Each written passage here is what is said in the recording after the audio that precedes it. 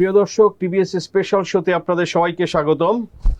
দর্শক, আমি সাজ্জাদুর রহমান আছি আজকে আপনাদের সঙ্গে। আমাদের সঙ্গে অতিথি হিসেবে আছেন তন্ময় মোদক, টিবিএস এর স্টাফ করেসপন্ডেন্ট।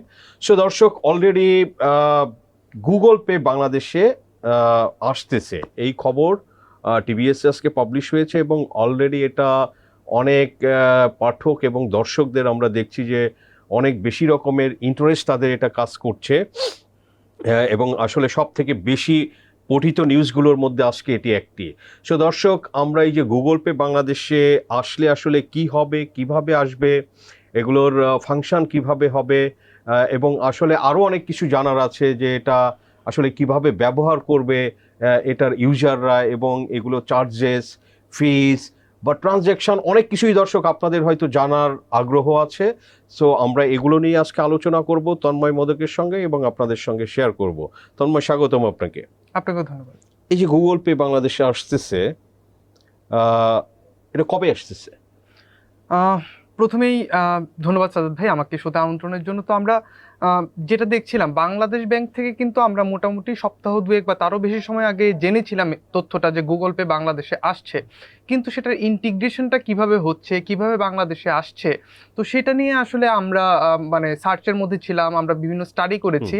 সেই জায়গা থেকে আমরা আসলে পেয়েছি যে আসলে গুগল পে বাংলাদেশে জুন মাসের মধ্যে অথবা জুলাই মাসের ফার্স্ট উইকের মধ্যে তারা বাংলাদেশে লঞ্চ করতে যাচ্ছে সিটি ব্যাংকের মাধ্যমে মেইনলি, এবং এর সঙ্গে যুক্ত আছে মাস্টার কার্ড এবং ভিসা কার্ড। সিটি ব্যাংকের মাধ্যমে সিটি ব্যাংকের প্রথমে তারা তাদের সার্ভিসটা লঞ্চ করবে, এটার মানেটা কি বোঝায়? এটা মানেটা হলো গুগল পে যে সার্ভিসটা দিচ্ছে, মানে আপনি একটা কিউআর কোড থাকবে সবার, মানে ধরেন আপনাকে আমি পেমেন্ট করতে চাই, আপনার একটা কিউআর কোড থাকবে, আপনার ফোনে একটা অ্যাপ থাকবে গুগল পে, আমার ফোনে একটা অ্যাপ থাকবে। আমি লাইক সিটি ব্যাংকের আমি একজন গ্রাহক, আপনি একজন সিটি ব্যাংকের গ্রাহক। আমি সিটি ব্যাংকের গ্রাহক হয়ে আমার কার্ডটাকে আমি গুগল পেতে ইনক্লুড করে নিব লোকাল কারেন্সিতে, এবং আমি যখন কোডটা স্ক্যান করে অ্যামাউন্ট দিয়ে দিব, সঙ্গে সঙ্গে সেটা আপনার অ্যাকাউন্টে চলে যাবে। এখানে কিন্তু গুগল পে কোনো ধরনের ফি রাখছে না। তো যেটা হলো সিটি ব্যাংকের মাধ্যমে আসছে বলতে, এইখানে তো ধীরে ধীরে সবগুলো ব্যাংকই এটার সঙ্গে যুক্ত হবে, কিন্তু প্রথমেই নিয়ে আসছে সিটি ব্যাংক। প্রথমেই সিটি ব্যাংকের কার্ডের মাধ্যমেই সেটা আসলে মার্কেটে ইন্ট্রোডিউস হতে যাচ্ছে। মানে হচ্ছে কি, সিটি ব্যাংকের যারা ওদের ক্লায়েন্ট, তাদের কার্ডগুলো গুগল পেতে অ্যাড হবে, তাই তো? যে তাদের ফরেন কারেন্সি তো আগেই হতে পারতো, বাট লোকাল কারেন্সির কার্ডগুলো এই ডিজিটাল অ্যাপে, ডিজিটাল ওয়ালেট বলে গুগল ওয়ালেট এখন, তো সেটার সাথে এটা অ্যাড করা যাবে, যেটা এতদিন অ্যাড করা যেত না। সো এতদিন অ্যাড করা আসলে যেত না কেন? এটা কি কোনো টেকনোলজি বা ইন্টিগ্রেশন এসবের বিষয় আছে? হ্যাঁ, তা তো অবশ্যই। কারণ আপনি ধরেন আমরা যদি এমএফএস এর কথা বলি, বিকাশ বলেন বা রকেট বলেন বা নগদ বলেন, তো প্রত্যেকটা প্রতিষ্ঠান যখন আমাদের এন্টার সিস্টেমের সঙ্গে আসে, তখন কিন্তু তার একটা প্রিপারেশনের দরকার হয়, এবং যে রিসিভার, আমার যে ব্যাংকগুলা বা ধরেন আমার যে ফাইন্যান্সিয়াল যে মানে টুলগুলো আছে মার্কেটে, তাদের সঙ্গে একটা ইন্টিগ্রেশনের দরকার হয়। ফলে সিটি ব্যাংক কিন্তু টেকনোলজিতে তারা বেশ ভালো ইনভেস্টমেন্ট করেছে, বেশ ভালো ইনফ্রাস্ট্রাকচার তারা তৈরি করছে আইটি সেক্টরে, এবং সম্প্রতি আইএফসি কিন্তু সিটি ব্যাংকের বোর্ডে চলে এসেছে। ফলে তাদের গভর্নেন্সটাও ওইভাবে সম্প্রতি না, বেশ আগেই এসেছে তারা। সো গভর্নেন্সটাও তারা ভালোর দিকে নিয়ে যাচ্ছে। সো তারা আসলে এই যে সিস্টেম ইন্টিগ্রেশনটা করার জন্য তারা আসলে এগিয়ে এসেছে, এবং তারা অলমোস্ট বেশ ভালো এগিয়ে গেছে। ওকে, তার মানে হচ্ছে যে এই সিস্টেম ইন্টিগ্রেশন, নেটওয়ার্ক ইন্টিগ্রেশনটা এটা করতে হবে যদি গুগল পের সাথে কেউ অ্যাড হতে চায়। সো সেটা সিটি ব্যাংক প্রথমে লোকাল ব্যাংকের মধ্যে সেটা শুরু করতেছে। ওকে, তো এই যে ধরেন যে গুগল পে আসছে, এই ধরনের ধরেন যে ডিজিটাল ওয়ালেট বা অ্যাপ যদি আমরা বলি, ধরেন অ্যাপেল পে আছে, এরকম গ্লোবালি আরও বেশি, স্যামসাং এরও আছে। তো আপনার এখানে কি বাংলাদেশ ব্যাংকের কোনো অনুমতি নেওয়ার কোনো বিষয় আছে? দেখেন, আসলে এখানে গুগল পে কিন্তু সরাসরি টাকাটা হোল্ড করছে না। গুগল পে একটা মিডিয়া হিসেবে কাজ করছে আমার ব্যাংকের অ্যাকাউন্ট থেকে আপনার ব্যাংকের অ্যাকাউন্টে টাকা ট্রান্সফারের জন্য, অথবা আপনার অ্যাকাউন্ট থেকে আমার অ্যাকাউন্টে টাকা ট্রান্সফারের জন্য। সো ফলে এখানে আলাদা করে বাংলাদেশ ব্যাংকের তো একটা কনসার্ন থাকেই, বাংলাদেশ ব্যাংক কনসার্ন আছে। 2 থেকে 3 সপ্তাহ আগেই বাংলাদেশ ব্যাংক সেটাকে আসলে অনুমোদন দিয়ে দিয়েছে যে বিষয়টা আর কি। কিন্তু যে আলাদা রেগুলেশন করা, যেমন এমএফএস যখন ইন্ডাস্ট্রি আসছিল, এমএফএস এর জন্য কিন্তু আলাদা রেগুলেশন করতে হয়েছে। পিএসপি বা পিএসও যখন আসে, তাদের এটার জন্য এদের আলাদা লাইসেন্স নিতে হয়। নিতে হয়, এরকম কিন্তু কোনো বাধ্যবাধকতা গুগল পের ক্ষেত্রে নাই। জাস্ট এটা তো একটা অ্যাপ, যেটা আপনি বললেন যে ও তো সেটেল করবে, মানে এটা ক্লায়েন্টের টাকা, জি তাই না? তো এখানে এই যে যেটা এমএফএস এর কথাটা বললেন, বাংলাদেশে ধরেন যে এমএফএস যারা আছে, বিকাশ মার্কেট লিডার, তো বিকাশও তো আসলে কাইন্ড অফ ডিজিটাল ওয়ালেট, হ্যাঁ, যে আপনার ফোনের মধ্যে টাকা আছে, you can use it, QR code দিয়ে বা সরাসরি পেও করা যাচ্ছে। তো এখানে কি এক ধরনের কম্পিটিশন তৈরি হওয়ার সম্ভাবনা আছে গুগল পে বাংলাদেশে আসার পরে? কম্পিটিশন আসলে সম্ভাবনা তো আছেই, কিন্তু কতটুকু হবে সেটা আসলে আমরা ভবিষ্যতের উপরে বলতে পারবো, ভবিষ্যৎ দেখে। তবে আমরা যদি অন্যান্য দেশগুলো দেখি, যে অন্যান্য দেশগুলোতে আসলে গুগল পের পারফরমেন্স কেমন, আমরা যদি ইন্ডিয়াতে দেখি, ইন্ডিয়াতে ইউপিআই তাদের সেন্ট্রালাইজ যে আপনার ইন্টারফেস, না সেন্ট্রালাইজ হলো গিয়ে তাদের ডিজিটাল যে ট্রানজাকশন গুলো হয় সেটাকে তারা হলো গিয়া মানে ওভারসি করে, এবং তাদের যে সিস্টেমটা, এই সিস্টেমের মাধ্যমে ইন্ডিয়ার টোটাল ডিজিটাল ট্রানজাকশনের 97% হয় ইউপিআই এর মধ্যে। এই এন্টায়ার ইউপিআই ট্রানজাকশনের 51% কিন্তু গুগল পে করে। সো এটা একটা সিগনিফিক্যান্ট ঘটনা কিন্তু। আবার আপনি দেখেন, যদি আমরা পাকিস্তানের দিকে দেখি, পাকিস্তানে কিন্তু এই বছরই মার্চের 12 তারিখে কিন্তু পাকিস্তানে লঞ্চ হয়েছে। তো এইটা লঞ্চ হওয়ার পরে তাদের যে ডিজিটাল ইনক্লুশন বা ডিজিটাল যে ট্রানজ্যাকশনের পরিমাণ, সেখানে কিন্তু একটা হাইক দেখা গেছে, ডিজিটাল ট্রানজ্যাকশন বেড়ে যাওয়ার। তো আমরা এখানে কি প্রভাবটা দেখি? প্রথম যে প্রভাবটা দেখেন, আমরা বিকাশ বা নগদ বা এই ধরনের এমএফএস কেন ব্যবহার করি? Instant cash, instant payment, instant যেন আমি ক্যাশটা অ্যাভেল করতে পারি বাংলাদেশের যে কোনো জায়গাতে। কারণ আপনার ব্যাংকের কার্ড যদি আপনার ইউজ করতে হয়, আপনার হয় পজ মেশিন থাকতে হবে, অথবা আপনার ব্যাংকের বুথ থেকে যে তুলতে হবে। তো এটা কিন্তু একটা হ্যাসেলের বিষয়। আপনি একটা গ্রামে গেছেন, সেখানে আপনি কোথায় বুথ পাবেন? সব জায়গায় তার বুথ নাই। গুগল পে হলো ওই যে গ্যাপটা, এই গ্যাপটা ফিল আপ করে দেবে।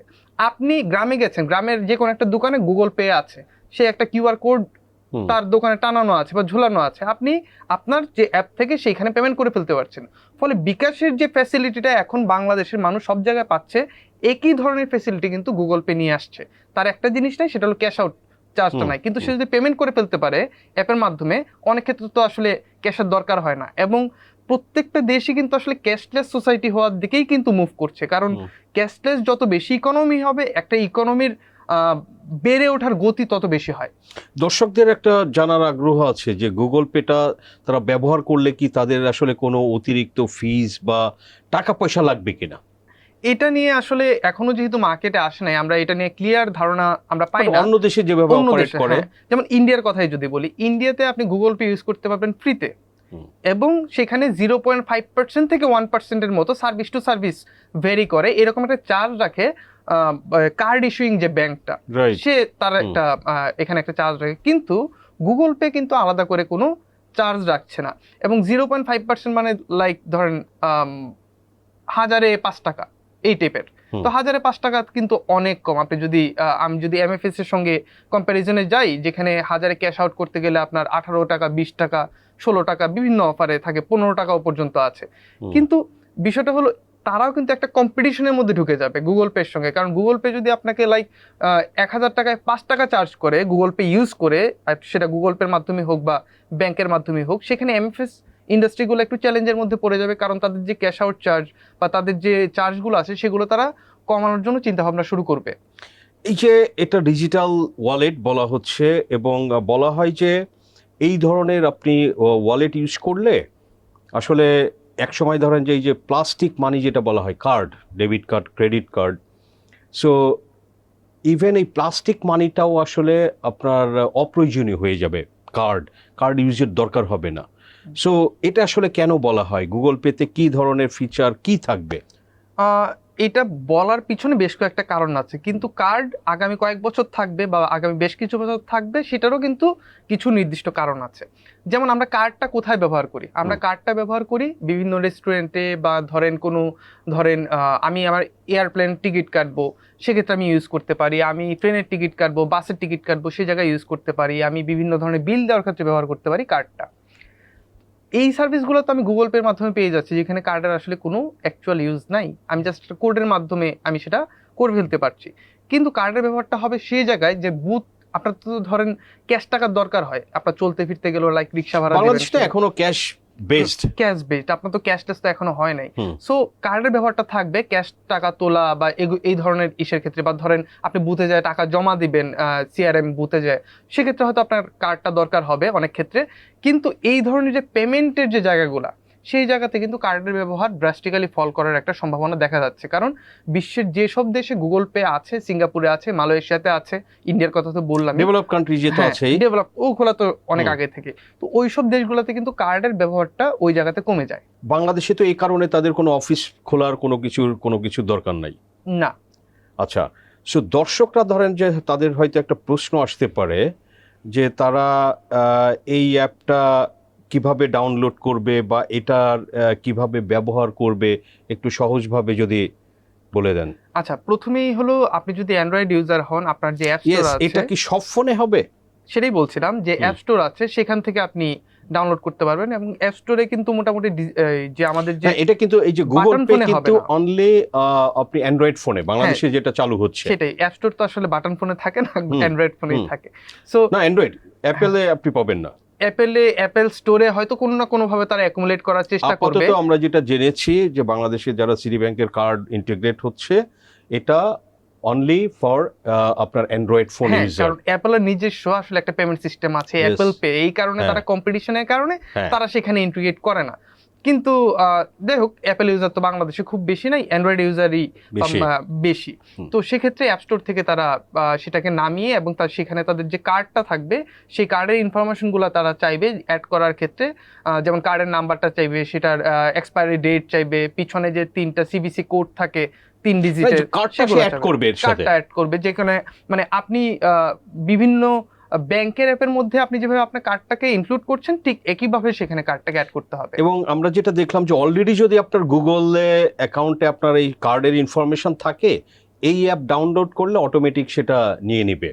হ্যাঁ, এবং একই সঙ্গে কিন্তু আমরা যেটা বলছি লোকাল কারেন্সির ক্ষেত্রে তো বলছি, আমরা ফরেন কারেন্সির ব্যবহার, যেমন আমাদের এখানে গুগল পেটা মানে খুব বেশি কিন্তু প্রচলিত না ফরেন কারেন্সি পেমেন্টের ক্ষেত্রে, কিন্তু যখন লোকাল কারেন্সিতে সেটা ইন্টিগ্রেট হয়ে যাবে, তখন কিন্তু ফরেন কারেন্সিতে আপনার কার্ডের ব্যবহারটা কিন্তু ওই গুগল পে ট্রানজ্যাকশনের মাধ্যমে কিন্তু চলে আসার একটা বড় সম্ভাবনা আমরা দেখছি। রাইট, মেজর যেটা হচ্ছে ডেভেলপমেন্ট হচ্ছে যে এখন বাংলাদেশের যে লোকাল কারেন্সির কার্ডগুলো, মানে টাকা কার্ড, যেটা আসলে আগে গুগল পে আপনি হয়তো ডাউনলোড করতে পারতেন, সেটা অ্যাড করা যেত না বা ইউজ করা যেত না। এটা গুগল পে আসলে সে এখন এটাও করতে পারবে। দেশে এবং বিদেশে এনিহোয়ার তার যদি এন্ডোর্সমেন্ট থাকে, সে বিদেশেও এই লোকাল কারেন্সি কার্ড খরচ করে ইউজ করতে পারবে। এটাই তো, তাই না? আপনি যদি ধরেন পাসপোর্টে আপনি ডলার এন্ডোর্স করেন, আপনার যদি ব্যাংক পারমিট করে, ব্যাংক থেকে যদি আপনি এন্ডোর্স করতে পারেন, সেই এন্ডোর্স করার ক্ষেত্রে আপনি লাইক নেটফ্লিক্সের আপনি সাবস্ক্রিপশন নেবেন, যেটা আমাদের এখানে এখন কিন্তু লিগালি নেওয়াটা কঠিন হয়ে দাঁড়ায়। কারণ মানে ডুয়েল কারেন্সি কার্ডগুলো আসলে সবাই ইউজ করতে পারেন না, বা ইউজ করতে গেলে অনেক ধরনের সমস্যা ক্রিয়েট হয়। গুগল পে কিন্তু এখানেও একটা ভালো সলিউশন নিয়ে আসবে। আপনি চাইলেই কিন্তু মানে বিভিন্ন কোর্স কেনা বা বিভিন্ন সাবস্ক্রিপশন নেওয়া, সেগুলো কিন্তু আপনার জন্য অনেক ইজিয়ার হয়ে যাবে। সো তাহলে আমাদের যারা ব্যবহারকারী তাদের জন্য ভালো সুবিধা, এবং এক ধরনের আপনার কম্পিটিশনও আসবে যেটা বলা হয়। এবং ডেফিনেটলি বাংলাদেশের তো যেহেতু গুগল পে অনেক দেশেই আছে, বাংলাদেশে ছিল না। বাংলাদেশের এই যে ব্যাংকের সিস্টেমটা ইন্টিগ্রেটেড ছিল না, বা কার্ডগুলোকে তারা অথরাইজ করতো না, তো এখন তারা করছে, সেটা বাংলাদেশের জন্য একটা পজিটিভ বিষয়। ডেফিনেটলি। রাইট। ওকে তন্ময়, আপনাকে ধন্যবাদ টিভিএসে সময় দেওয়ার জন্য। আপনাকে ধন্যবাদ। দর্শক, আমরা আলোচনা করলাম গুগল পে বাংলাদেশে আসতেছে নেক্সট মান্থের মধ্যে, জুনের মধ্যে, আমরা যতটা জানতে পেরেছি। এবং আসলে এটার কি ধরনের সুযোগ সুবিধা বাংলাদেশের ব্যবহারকারীরা, মানুষরা পাবে, এবং তাতে আসলে কি ধরনের খরচ হতে পারে। ইনফ্যাক্ট আসলে গুগল পে কোনো চার্জ করবে না, সেটা ব্যাংকের কার্ড, যেহেতু সংশ্লিষ্ট ব্যাংক তারা সেটেল করবে, সেটেলমেন্ট ব্যাংক বা ইস্যুয়ার ব্যাংক, তো সেগুলো একটু ডিফারেন্ট বিষয়, সেখানে হয়তো কিছু চার্জ থাকবে। বাট আসলে মানুষের লাইফটা অনেক কনভেনিয়েন্ট হতে পারে, যে আসলে ফোনের মধ্যেই সব কিছু, ইভেন আপনার আসলে যে ক্রেডিট কার্ড বা ডেবিট কার্ড, সেটাও আপনার ক্যারি করা দরকার হবে না। আপনার ফোনটাই আসলে এভরিথিং। সেটা আপনার প্লেন টিকিট থেকে শুরু করে আপনার টাকা পয়সা, কার্ড, এভরিথিং আসলে ফোনের মধ্যে চলে যেতে পারে। সেই ধরনের আসলে কনভিনিয়েন্স নিয়ে আসবে যদি গুগল পে বাংলাদেশে তাদের সার্ভিসটা লঞ্চ করে জুনের মধ্যে, আমরা যতটা জানতে পেরেছি। সো দর্শক, আজকে এ পর্যন্তই। আমাদের আলোচনা ভালো লাগলে লাইক করবেন, শেয়ার করবেন। আপনাদের সবাইকে ধন্যবাদ।